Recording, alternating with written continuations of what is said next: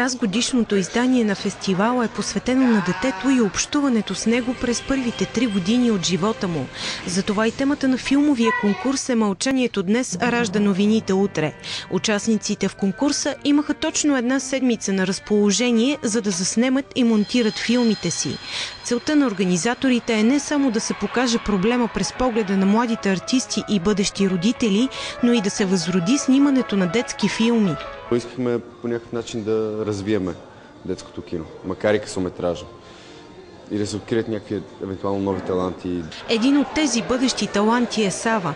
Той учи анимация в надфис и казва, че за да създадеш късометражен филм за толкова кратко време се изисква най-вече голям ентусиазъм. Заложихме на едно малко динозавърче, което прави голяма пакост, която погубва целия свят на динозаврите.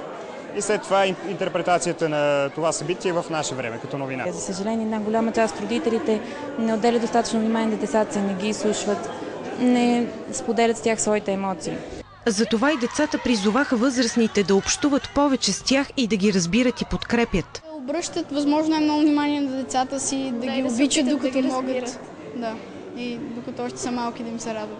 Посланието на кампанията "Мълчанието днес ражда викове утре" е, че родителите са тези, от които зависи бъдещето развитие на техните деца.